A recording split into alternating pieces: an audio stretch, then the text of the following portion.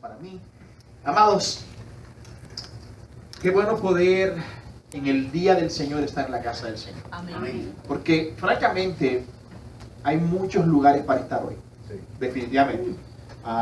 Y algunos prefieren estar en otros lugares.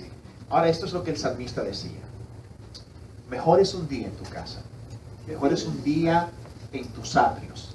Saco más beneficio espiritual para mi alma en un día que 1000 días fuera de él. O sea que si usted calcula, el año tiene 365 días. Si usted suma año por año hasta llegar a 1000 días, un día en la presencia de tu Dios y en la casa del Señor va a renumerarte muchísimo más que todo lo que puedas obtener o ganar durante 1000 días en cualquier lugar que no sea la presencia del Padre. Amén. Entonces a veces uno se pregunta con cierta tristeza, ¿dónde está la gente? ¿Dónde está la gente metida? Bueno, le voy a decir. Algunos esperan el domingo para lavar su ropa, bañar al perro, hacer las compras o el mercado y otras tantas cosas que, obviamente, según la Escritura nos ha enseñado, la Biblia dice que Dios, siendo muy sabio, todopoderoso y creador de los cielos y la tierra, trabajó 6 días y descansó un día, dice, y además de esto, lo santificó. Lo que nosotros llamamos el día del Señor, que es el día que la iglesia se reúne para adorarlo, es un día especial y único. Es un día para volver a reenfocarnos, para volver a mirar en la dirección correcta, para poder quitarnos todo el polvo y toda esa basura que durante 6 días en nuestros trabajos, con nuestros amigos, oyendo las boberías que uno oye cuando la gente habla, oyendo a Trump dando sus discursos y a los otros hablando por aquí y por allá. Un día es el día para limpiar nuestras almas. Y ese es el día en el que tenemos que sacar provecho. Tenemos que entender que sin importar si somos 1000, si somos 5, si somos 100, si somos 3, lo más importante de lo que pasa aquí no son los que participan, es que Dios está presente. Amén. Es que Dios está presente. Pero obviamente el pueblo de Dios tiene que estar donde Dios está, sin ninguna duda. Bueno, traigo un saludo especial y muy cariñoso de nuestra amada iglesia, la Iglesia Bíblica Gracia y Verdad. Amén. Siempre estamos orando por ustedes, siempre estamos tratando de buscar oportunidades para servirles, ayudarles en cualquier otra cosa que ustedes necesiten. Es un gran honor estar aquí esta mañana. Y bueno, que Dios continúe trayendo vida eterna y gracia a cada uno de los presentes. Amén. Bueno, no sé si ustedes saben que uno de los mercados que más dinero deja en el mundo entero es el mercado de las falsificaciones. Y le voy a explicar cómo funciona el mercado de las falsificaciones. Uno puede ir a comprar una cartera en este mercado de falsificaciones, por ejemplo, de Michael Kors, una marca que las mujeres conocen bien y los hombres sufrimos bien. Cuando una mujer se enamora de una cartera Michael Kors, nosotros empezamos a darnos por la cabeza y por el bolsillo. Pero hay posibilidad de comprar algo muy parecido, con los mismos colores, el mismo diseño, aún con las mismas letras del fabricante, casi por la mitad o quizás por una ínfima parte de su precio original. Obviamente, no es una cartera original, y los que saben que no lo es. Pero nosotros nos conformamos con el hecho de llevar algo que se parece o es muy semejante a estas cosas. En el mundo de las falsificaciones hay de todos los renglones, pero yo personalmente considero que una de las peores, de las más crueles falsificaciones es la que se hace con la salud. Hay un mercado paralelo que falsifica medicinas. Y escucha esto. En el peor de los casos, medicinas que son vitales para que la gente siga viviendo. Estoy hablando medicina contra el cáncer, medicina contra el HIV, medicinas que obviamente si las personas dejaran de tomarla, sus vidas literalmente van a desaparecer. Ahora yo te pregunto, ¿qué habrá en la mente de una persona que tiene la capacidad de crear una medicina falsificada para alguien porque sufre cáncer? Vamos a poner que mi hija, mi hijo, mi esposo, mi esposa están batallando con esta enfermedad. Y yo compro estas medicinas con la esperanza de que estas medicinas van a hacer lo que ellas dicen que hacen. Y se las doy a estas personas, a mis hijos, a mis hijas, a mi esposa. ¿Ustedes creen que es poco cruel que alguien actúe de esa manera?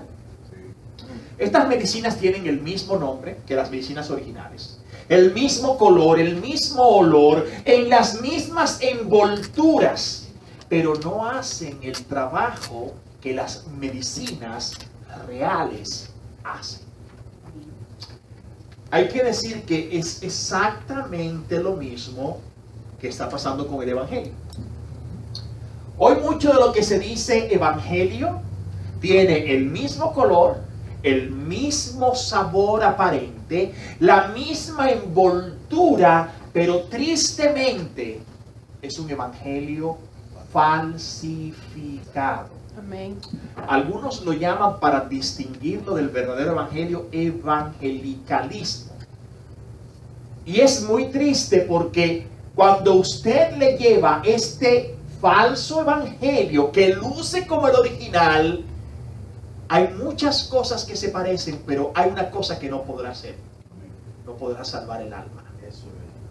Amados, y yo me pregunto, si son crueles los doctores o los que falsifican medicinas, ¿no son más crueles los que pretenden falsificar el evangelio? Amén. Porque ciertamente la vida presente es buena y tener salud en este mundo que puede durar 100, 120, 70 años. Pero ¿y qué de la eternidad? Que cuando tú estás exponiendo la eternidad de una persona, dándole algo que ellos a lo mejor piensan los va a liberar por siempre del castigo, y sin embargo, al cerrar sus ojos en el gran día, encontrar que han sido engañados?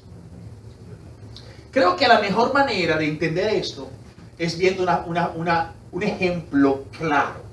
Un ejemplo claro de lo que nos dice cosas que parecen en el evangelio y no lo son.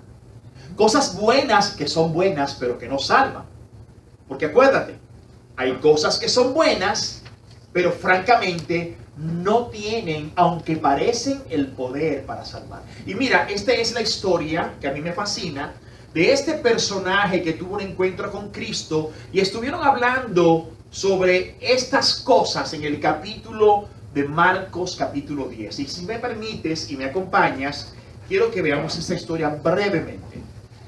Hoy estamos en la mesa del Señor, un gran privilegio, una gran bendición, poder concentrar nuestras miradas en aquel que lo dejó todo en el cielo. Dice, literalmente dejó sus riquezas en gloria y se hizo pobre para morir por nosotros en la cruz. Ahora, en el capítulo 10 de Marcos, y más adelante entraremos en la cena, se nos narra la historia de quien es descrito en manera general como el joven rico. Obviamente, de este joven no conocemos su nombre. Pudo llamarse José, Pedro, qué sé yo, Juan, Bartolo, nombres más, quizás más hispanos, Andrés, cualquiera de estos nombres. Pero no sabemos cómo se llama, pero sí se nos narra su historia. Y mira lo que la historia dice.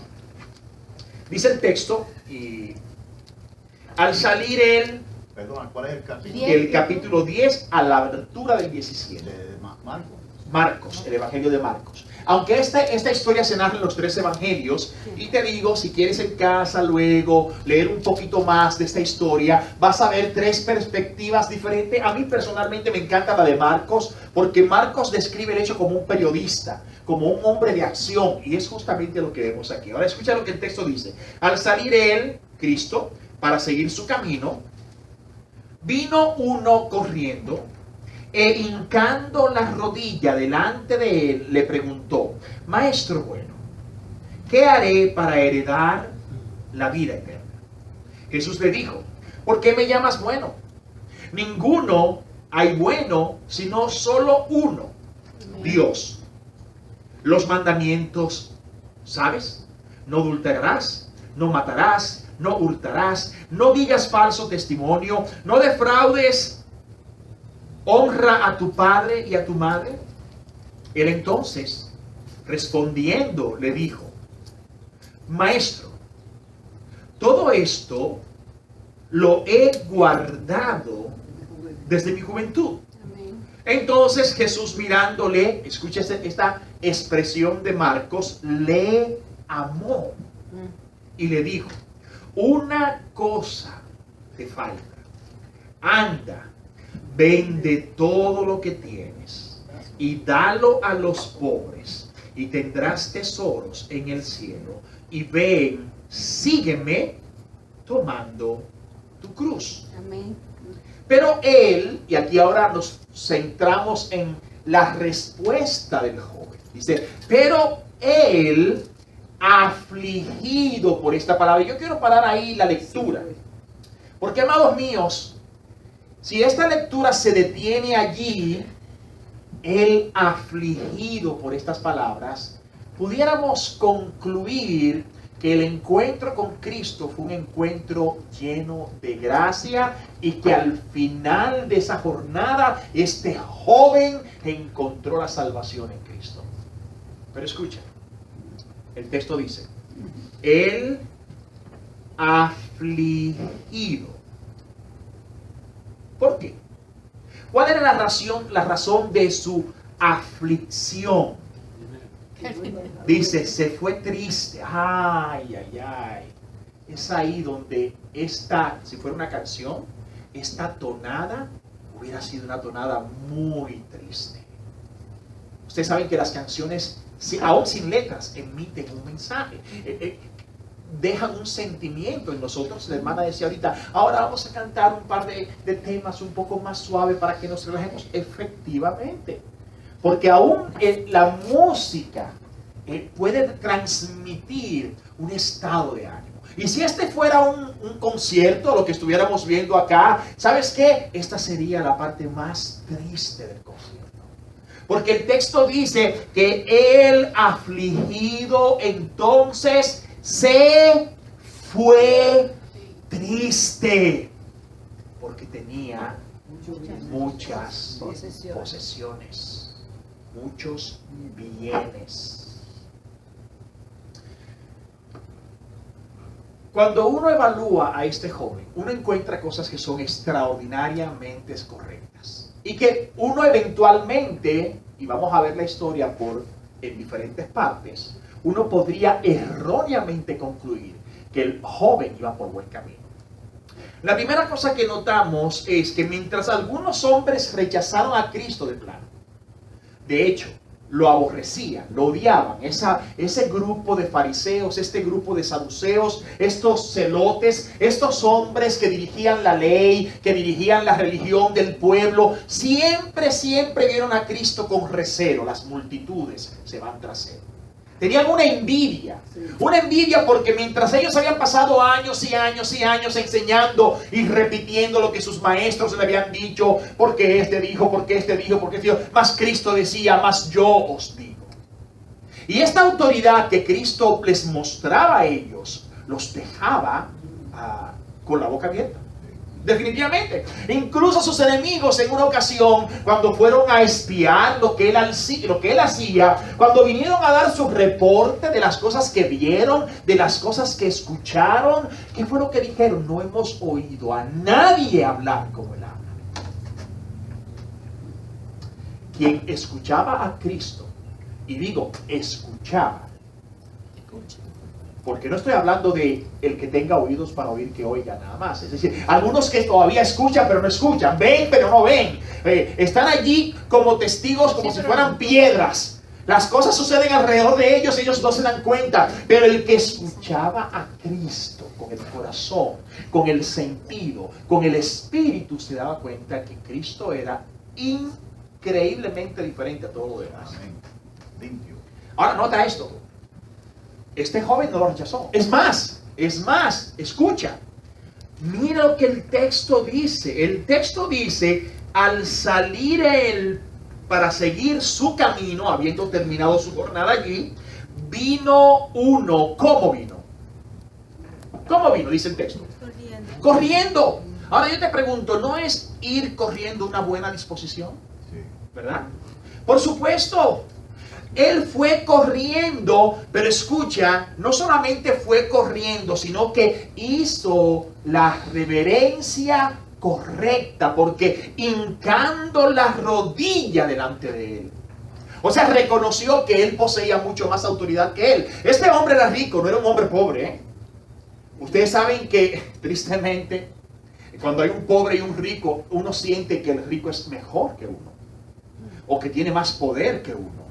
Y muchas veces la iglesia se confunde en estas cosas, porque en el libro de Santiago hay una corrección muy severa para la iglesia, que a los ricos los sentaba en lugares especiales y a los pobres los dejaba de pie o los mandaba a parar atrás. Y por eso Santiago les dice, hermanos míos, no hagamos distinción. La distinción no debe ser hecha en base a las posesiones o al conocimiento o al abolengo de las personas, una palabra que casi ya ni se usa, a la realeza de la persona, sino que tenemos que ser como Dios, que no hace acepción de personas. Ahora fíjate, este joven hizo lo correcto, pero mira, esta es la gran verdad. Aunque hizo lo correcto, lo que hizo correctamente no lo salvó.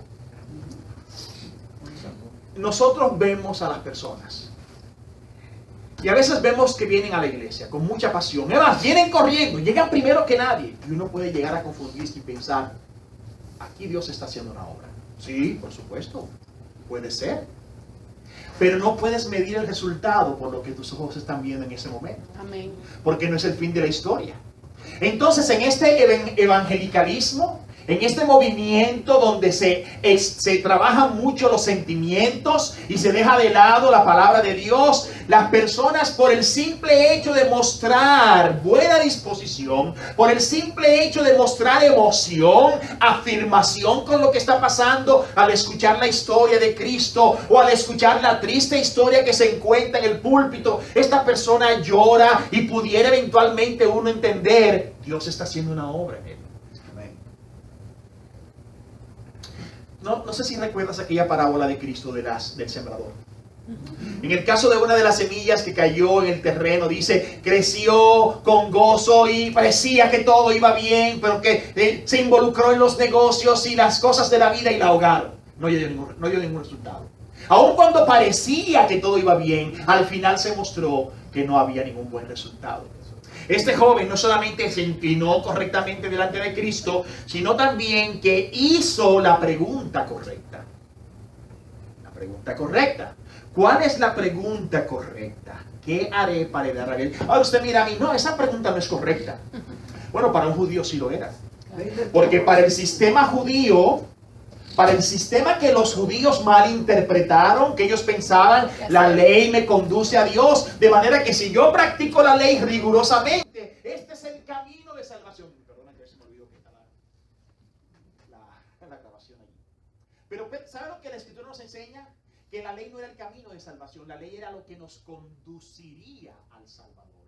La ley estaba diseñada como un maestro, como un pedagogo, para tomar al judío y llevarlos a Cristo. Para mostrarles su pecado y entonces mostrarles a su Salvador. Por eso siempre hemos dicho que en el verdadero evangelio lo primero que se hace es que se mata al pecador con la ley. ¿Sabes qué? Cuando comparas tu vida con la ley, y es una de las mejores maneras de evangelizar y casi la única, cuando comparas al pecador con el estándar que Dios ha establecido, mi pregunta es, ¿tú has mentido alguna vez? ¿Alguna vez has sido infiel a tu esposa? ¿Alguna vez has querido lo del otro?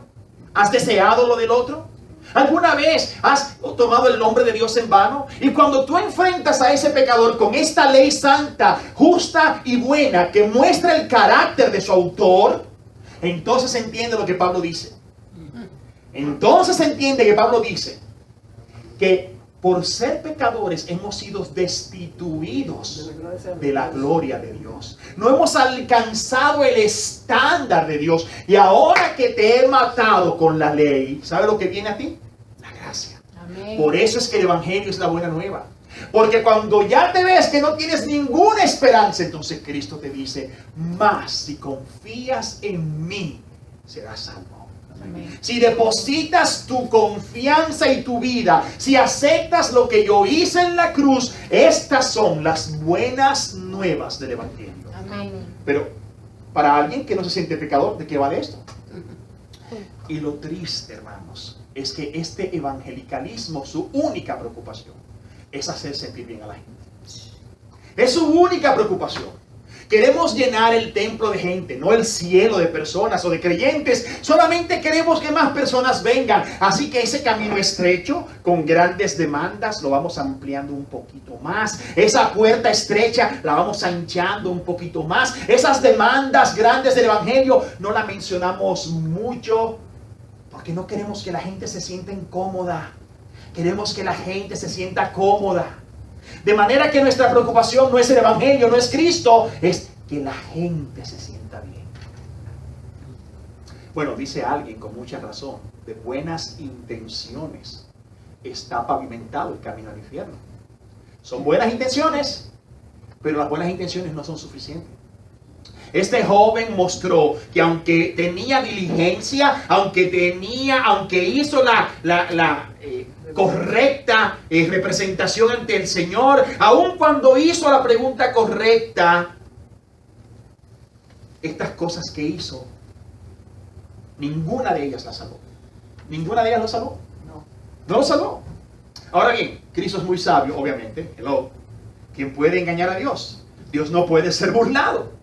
Cristo está allí escuchando a este joven, dando esta información, llamándole maestro bueno. Bueno, ustedes saben que en la psicología, los psicólogos, yo no soy psicólogo, pero la psicología dice que una de las preferidas armas de las personas, cuando ellos quieren recibir un halago, es que ellos usan una cosa que se llama regresión. Es decir, en el sentido, yo te voy a decir algo bueno para que tú entonces a mí me mires de buenas maneras y me tires algo bueno a mí también.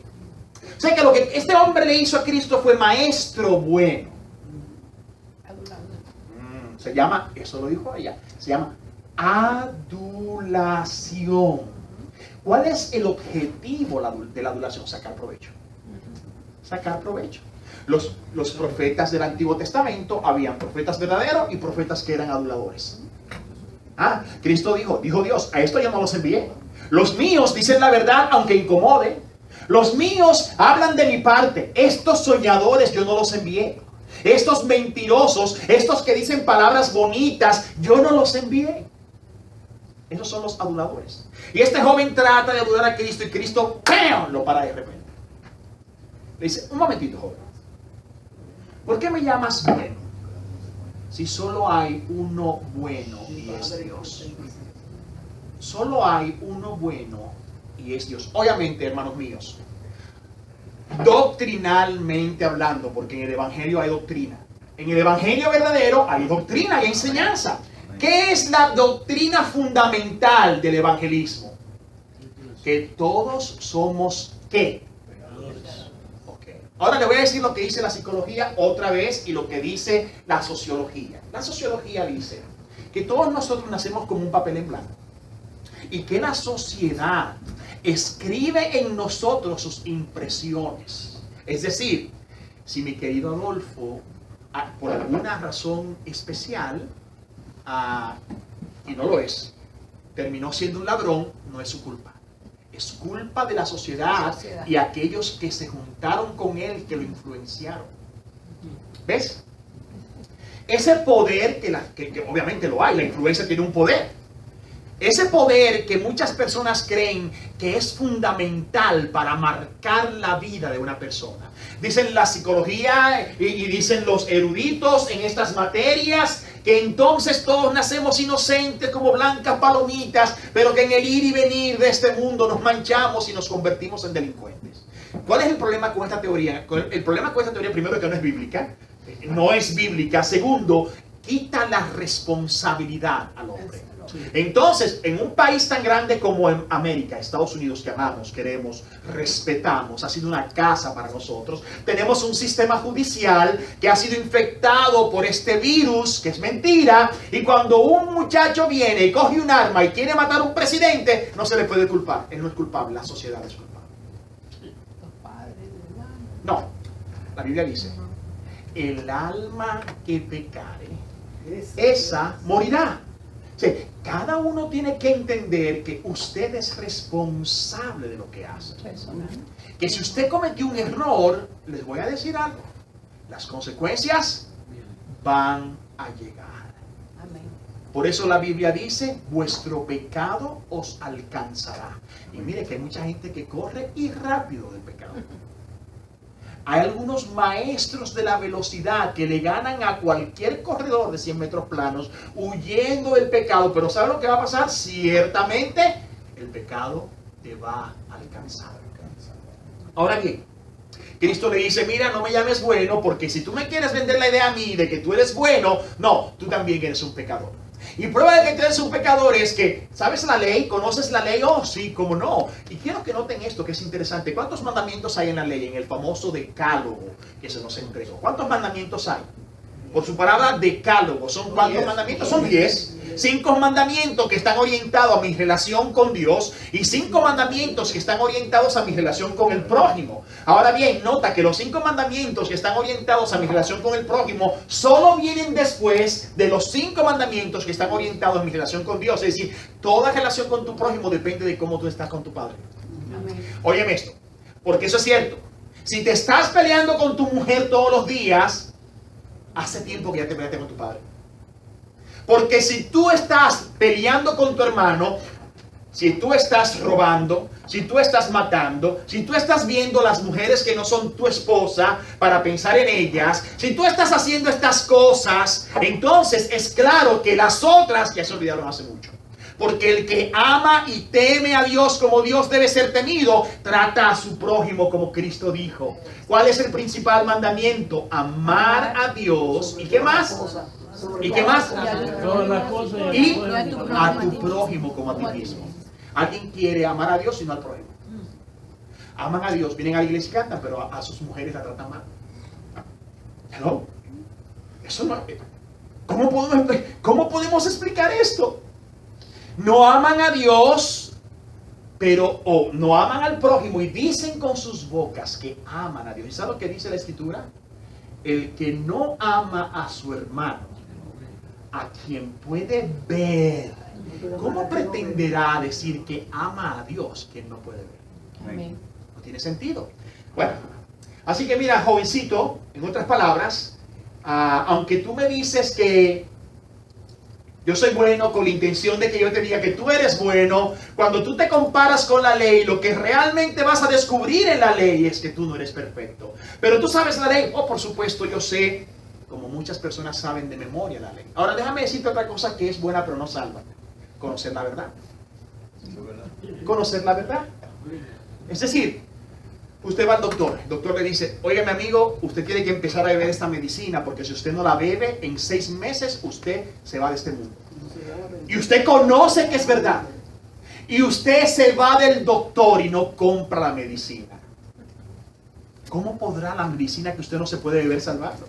Mira, amigo mío, usted tiene que dejar el cigarro porque este cigarrillo, cada cigarrillo que usted se fuma es 1 hora menos de vida. Oh, por supuesto, yo sé que es verdad, pero ¿qué hago? Me voy y me paro en un 7-Eleven y me compro una cajetilla de cigarrillos. Conocer la verdad nos salva.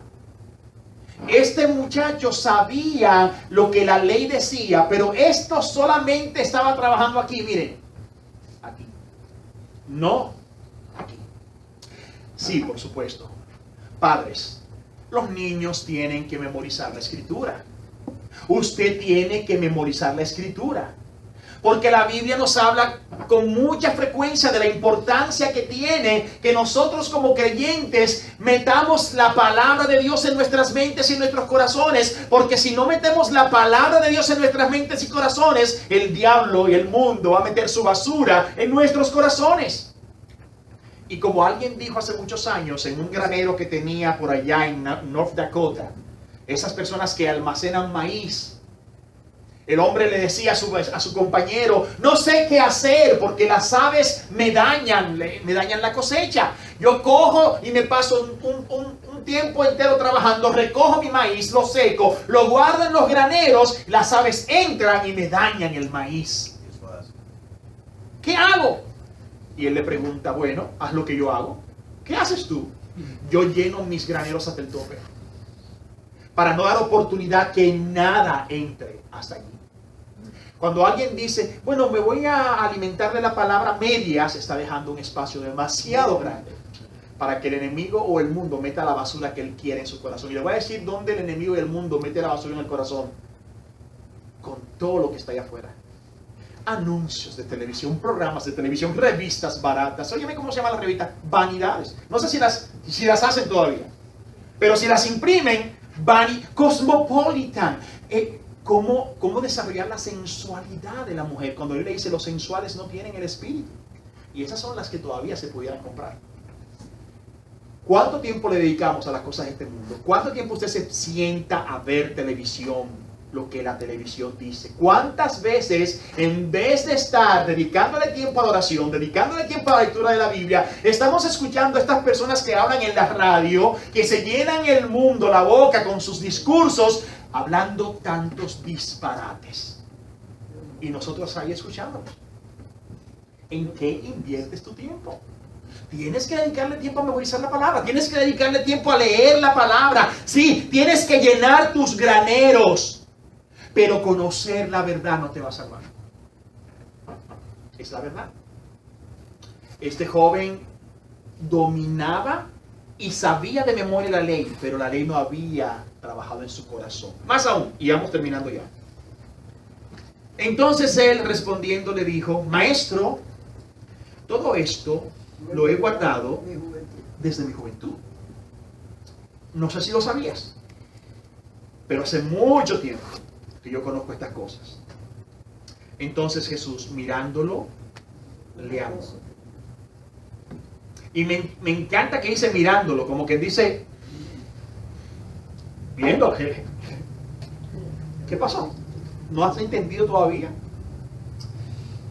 Entonces Cristo le dio por donde tenía que darle. Ok, si eres tan bueno, tan puro y tan justo, y tienes tanta compasión de los tuyos, porque si amas a Dios, amas al prójimo, entonces hagamos algo. Vende todo lo que tienes y, es más, no me lo traigas a mí. Ve y llévaselo a los pobres.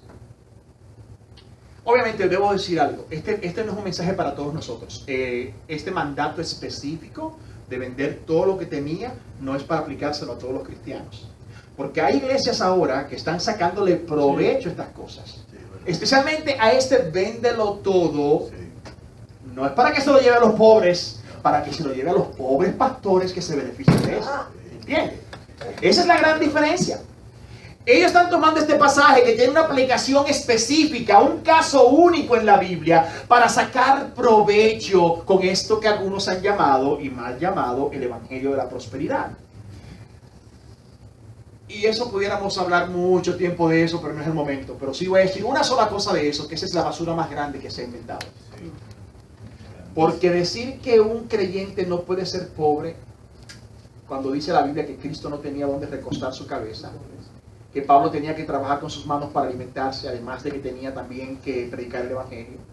Cuando dice la Escritura que nuestro negocio no es hacer riquezas en la tierra, sino en el cielo.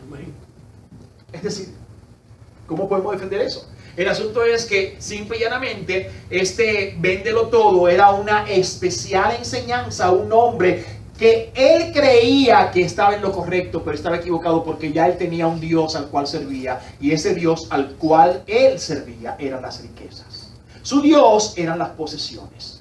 ¡Qué bandido! Podemos decirlo todos aquí a coro. ¡Qué bandido! Qué bueno. Pero voy a decir una cosa. A diferencia de él, muchos de nosotros no tenemos nada. Pero muchas veces lo poco que tenemos se puede convertir en nuestro Dios. Tengo una señora que conozco que tiene un perrito hace ya tantos años. es la devoción de esa señora. Y a mí me encanta la mascota. Yo tengo 2 gatos. Ahí está. Yo tengo 2 gatos y me encantan los gatos. Pero esa señora, si ese perrito se le enferma, ella se enferma. Si el perrito está triste, ella está triste. Ella sale y cuando va a comprar algo, ella piensa, necesito comprar mi medicina para la presión. Ay, pero el perrito necesita sus cositas bonitas, así que ella prefiere no comprarse las pastillas para la presión, para comprarle sus antojos al perrito. Si usted le pregunta a la señora, ¿quién es el Dios de la señora? El perrito. Es triste decirlo. ¿El perrito?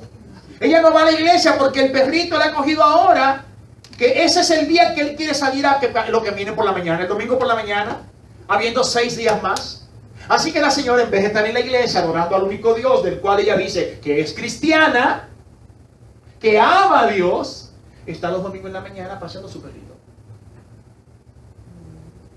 Si Cristo viniera a hablar con la señora, ¿sabe lo que Cristo le dijera a la señora?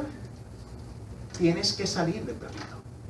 Porque tu problema en la relación conmigo es tu perrito.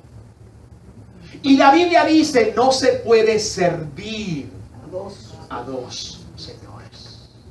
Escucha esto, porque esto es la esencia del Evangelio. El que ama más a esposa, a esposo, a hija, a hijo o cualquier otra cosa más que a mí, dijo Cristo, no es digno de mí. Y el que no toma su cruz y me sigue, no puede ser mi discípulo. Amén. Wow. Me encantaría ponerlo más suave, pero el Evangelio es el Evangelio. Voy a terminar, porque ya me sonó la campana. No, eso no. Este joven dice, terminó como, dice el texto, él afligido por esta palabra. ¿Saben que hay una aflicción que conduce a la vida, no? Pablo habla de una aflicción que trae arrepentimiento para la vida. Yo no sé si tú eres consciente de esa aflicción, pero yo te voy a decir en mi caso específico. Cuando yo tenía 14 años de edad, mi padre comerciante en la República Dominicana, yo tenía todo lo que yo quería. Tenía ropa suficiente, comida suficiente, cualquier antojo que a mí se me ocurriera. Yo tenía un supermercado, yo entraba por esa puerta, cogía lo que yo quisiera, a mí nadie me podía decir nada porque yo era el hijo del dueño. Cuando yo empecé a fumar y a beber, que fue mucho antes de los 14 años de edad, mis amigos me llovían, porque yo era que le mantenía a ellos su bebida y sus cigarrillos. ¿Verdad? Yo, en realidad, vivía como un príncipe. Yo fui botado de los últimos 4 colegios en la high school. No me aceptaron más. Me dijeron, aquí no vengas, que aquí no vamos a recibirte. Yo me iba de la casa en las madrugadas, ponía un muñeco, preparaba un muñeco en la cama y me iba por la ventana y llegaba antes de que mi madre se levantara para hacerle creer que yo estaba allí en el cuarto. Alguien dice, no, usted no lo creo porque usted parece que nació pastor. No, yo no nací pastor. Yo nací delincuente, como todos nosotros y pecadores. Pero ¿sabes qué? Algo empezó a ocurrir. Empecé a sentir tristeza. Yo decía, ¿pero qué es esto? O sea, a mí no me falta nada. Es decir, ¿tristeza de qué? Porque debo decir, y Dios sabe, y lo digo con toda sinceridad y me avergüenza, ¿no? Que como hombre me di lo que los hombres llaman el lujo de tener varias novias. La cosa más estúpida, ¿no? Y sin embargo, todas las tardes tenía que salir a la escalera de mi casa a llorar porque para mí la vida no tenía sentido. Mis padres se preocuparon, hay que buscar un psicólogo, hay que buscar un psiquiatra, el muchacho me está volviendo loco. Hasta que un día empecé a pensar en uno de mis amigos, de esos amigos que tenía, que ahora lo veía en la iglesia. De lo más contento. Yo decía, ¿cómo es esto? Este muchacho es pobre, no tiene lo que yo tengo, va a la iglesia, anda con una Biblia para arriba, ahora está contento y yo tengo más de lo que él tiene y sigo estando triste. Así que un día arreglé una cita con él y me siento a hablar con él. Dime una cosa, ¿por qué tú estás tan contento? Y él me empieza a contar la historia. Hermanos, mientras él me hablaba del Evangelio, yo sentía que me quitaban una tonelada de peso de mi cabeza. Amén. Descubrí lo que la Biblia ya enseña hace muchos años. que la felicidad del hombre no consiste en los bienes que éste posea. Y encontré en esa aflicción el camino a la vida. En esa aflicción el camino a la vida. ¿Sabes qué? Sin embargo, hay una aflicción que no conduce a la vida. Conduce a la muerte. Y esa es la aflicción de este joven. Este hombre se sintió afligido porque le querían despojar de lo que más amaba, sus riquezas. Y no entendía que las riquezas del cielo son inmensamente superior a todas las riquezas que puedan haber en este mundo. Junte 1 millón de Donald Trumps y sus riquezas. Y ese hombre, si no se convierte a Cristo, o cualquier otro hombre poderoso en la tierra que no conozca a Cristo, es un miserable a su lado, aunque usted no tenga nada. ¿Sabe por qué? Porque hay una ecuación matemática que lo dice claramente. Cristo más nada igual a todo. Ahora, no Cristo más todo igual a nada. Esa es la gran bendición de nosotros, que tenemos mucho más que ese joven rico. Porque las riquezas que Cristo nos ha dado, no hay ladrón que no las pueda robar. Amén. Aunque aquí no tengamos ni siquiera para pagar la renta. Mi Padre es el dueño del oro y la plata. Y mis riquezas tienen un valor que no puede ser cuantificado en oro ni plata. Amén. Que el Señor nos ayude, que el Señor nos bendiga y que Él nos permita entender el corazón del verdadero evangelio. Es Cristo mismo. Cristo mismo. Y a Cristo mismo celebramos cuando venimos a la mesa del Señor. Lo que Él ha hecho por nosotros. La manera como Él entregó su vida por nosotros. Nuestros pecados. Acuérdate, Él era puro, justo, santo, sin mancha, sin corrupción alguna. Pero Él decidió ir a la cruz para que su justicia fuera legada a nosotros. Y Él tomar, Él en sí mismo, nuestros pecados. Justificación se llama eso. Él fue a la cruz para pagar el precio de nuestra liberación, redención. Él pagó el precio. Amén. Y no fue barato. Por eso debo siempre decir, como aclararle a mucha gente, la gracia y la salvación es gratuita, pero no barata. Costó un alto precio. Costó un alto precio. Y dice la Escritura que la noche que Cristo fue entregado, tomó pan en sus manos y lo partió y lo pasó a sus discípulos diciendo: este pan es mi cuerpo. Ahora nota que dice aquí que por vosotros es partido. Así es. Pasó a los discípulos. ¿Qué hicieron los discípulos? En medio de aquella festividad, tomaron el pan en sus manos, comieron y lo pasaron al que estaba al lado. Dice también la Escritura que también allí tomó la copa y, habiendo dado gracias, dijo: esta es la copa del nuevo pacto, la nueva alianza, el nuevo acuerdo entre Dios y su pueblo. Esta copa contiene jugo de la vid, mi sangre, que por vosotros es derramada. Ahora escucha: bebed de ella todos.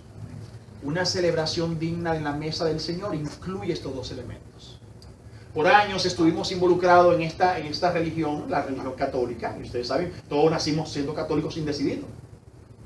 Y allá aprendimos que las personas se comen un pedacito de aquello que ellos llaman la hostia, pero el que se bebe el vino completito es el sacerdote. ¿Ya? Y no se bebe el malo. Yo fui niño de altar. Yo fui asistente de sacerdotes como monaguillo en el colegio Loyola. Y yo te quiero decir una cosa, que cuando el sacerdote subía a dar la comunión había que ayudarlo, porque era así que iba. Pues ya he habido como 3 botellas de vino. Corintios 11:23. Ahí está el pasaje.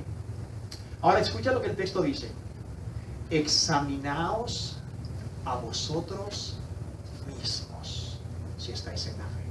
¿Sabes que ese es un tiempo para examinar nuestros corazones? No el del vecino, para examinar nuestros corazones. Y una vez examinado el corazón y habiendo identificado cualquier cosa que esté allí, que sea incorrecta, la confesamos delante de Dios. Porque erróneamente mucha gente dice, ay, yo peleé con mi hermana, no voy a tomar la comunión. No, espérate, examínate. Peleé con mi hermana, confiésalo. Señor, te suplico me perdones. Y haz tu compromiso, desde que la vea, hablo con ella. Porque mucha gente se aleja de la mesa del Señor y es un engaño, porque estos símbolos nos fortalecen espiritualmente. Si te alejas de lo que te fortalece y te alimenta, te vas a volver débil. ¿Entiendes? Y no es un lujo que te puedes dar. Porque ¿a quién ataca el enemigo? ¿A los fuertes o a los débiles? El león anda como león, el diablo anda como león rugiente. ¿Y sabe por qué el león ruge cuando ataca a la manada? Para que la manada salga corriendo. ¿Y tú crees que el león le va a caer a correr atrás al más fuerte? No. Va a esperar a ver cuál es el más débil de los que corren. Nos ponemos de pie.